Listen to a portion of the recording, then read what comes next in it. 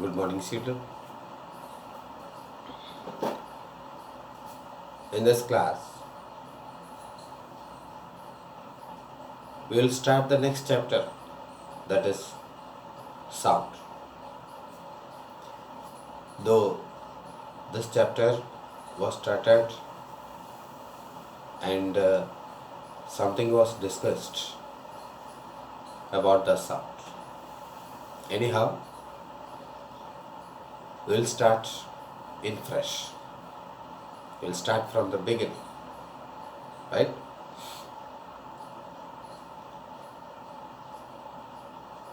And for this, the chapter sound, just it is required that you should go back to last year's chapters. In the last year also, we studied about many things, and one chapter was light. Light, it is a form of energy which gives the sensation of vision. In the same manner, the sound, the sound is also the form of energy. We have so many forms of energy. Among various forms of energy, sound is one of the energy. Sound is one form of energy. What actually the sound is? It is energy, okay. And from where it is produced, how it is produced, how it is traveling from one place to another place. I am talking, you people are listening. Suppose when two people are standing nearer to each other and they are talking. One is talking, another one is listening. Suppose a musical instrument is playing and we are listening the sound. Birds are chirping. We are hearing the sound. Suppose a vehicle is moving on the road outside your house, the sound is produced. Sometimes the sound of horn is also heard by us. So, various places, various sources are producing sound. But one thing, the sound produced from all the sources are not same. It is different. Even in human being also, the sound produced by every human being is different.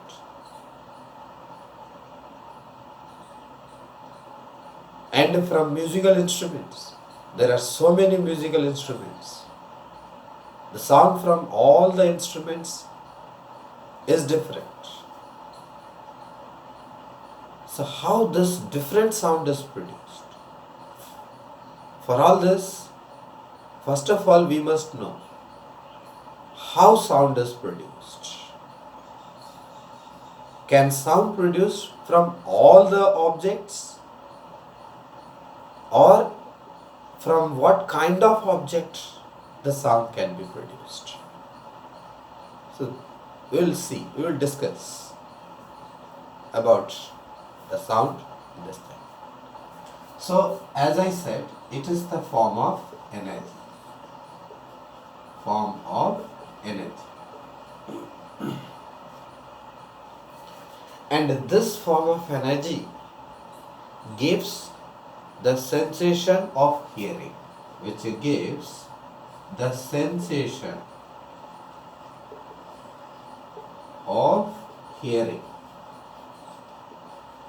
That is the sound. If it gives sensation of vision, that is light. If it gives sensation of hotness or coldness, that is heat. But all are energy. So this sound, it is produced. It is produced.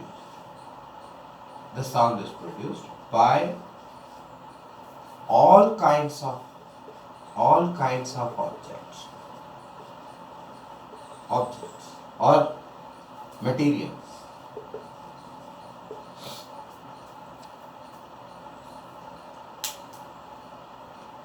And that all kinds of objects have some special character to produce the sound. Suppose, if I take a string, or just we take a rubber band. This is the rubber band. This rubber band is taken in our hand, and it is not stretched. It is taken in our hand. It is taken in our hand in the original form. It is not stretched. Can we produce sound from this string or rubber band? The answer is no. From the original form of rubber band, the sound cannot be produced. But when the same rubber band, it is stretched by pulling on both the sides. The rubber band is stretched. On the rubber band, a stiffness is produced. Now, from this rubber band, by holding the rubber band on both the hands, if it is plucked from the middle, then we can hear the sound. It produces sound. Sound produced. So the stretched rubber band produces sound. So in this way, taking any material, a thread, a paper strip, or any kind of material, if they are stretched, then the sound can be produced.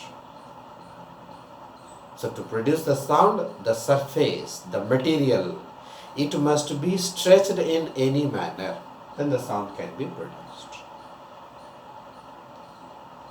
Now, we'll see further. We have to discuss. Once again, we ask how sound is produced. That the stretched rubber band on plucking, the sound is produced. Or in our house, we have so many utensils or objects. If we take the case of kitchen, so many utensils.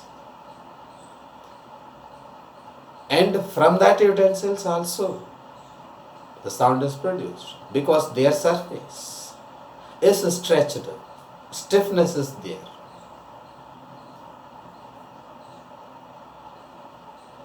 So how from the stretched surface the sound is produced? For this, one more, the word is to be introduced. It is not introduced, already we have discussed in the class 7, that is oscillation. It is oscillation, or we can say it is vibration. It is vibration. So the sound is produced from any surface, any material, due to the vibration of particles or oscillation of the particles. There is not much difference between oscillation and vibration, but there is a little difference. But for at this level, that difference is not matter. That's why we say oscillation or vibration. So that means the sound is produced due to the vibration of particles in that matter. If we take a surface, table surface, a table. On the table surface, if we strike with our hand or with any other object, a rod or any scale, from the table surface the sound comes. Why it is coming? On striking the table surface, the particles of the table surface start to vibrate, or we can say they are oscillating.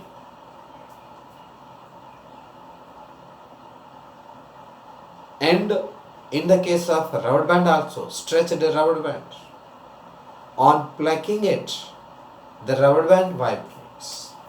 The stretched rubber band. When we pluck from the middle, we can pluck it from anywhere, but it will be better to get the great sound, more sound on plucking from the middle. So we pluck it from the middle, then the rubber band, the total rubber band start to vibrate or oscillate. We will also discuss more about this vibration oscillation because it is required. So in this the rubber band moves up. Suppose we pluck from the middle in the upper direction, first it goes upper side. On going to the extreme position, it will not remain at the same point. Definitely it comes down. Then it goes down in this way. Then it goes up. So like this, the total rubber band, stretched rubber band, it moves up and down, or we can say it is moving to and fro.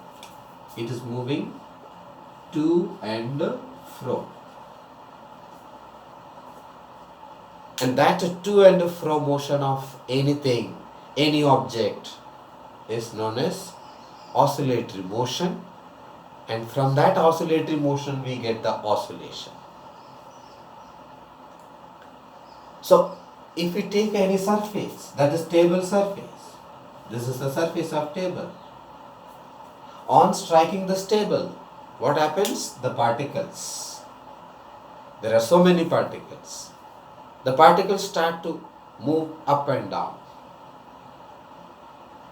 This up and down motion of this surface can be observed by us also. How can we observe it? It is a simple activity. Just take a plate, then put small sand particles on the very small sand particles on the surface of plate. Then strike the plate with any spoon or any rod at one end.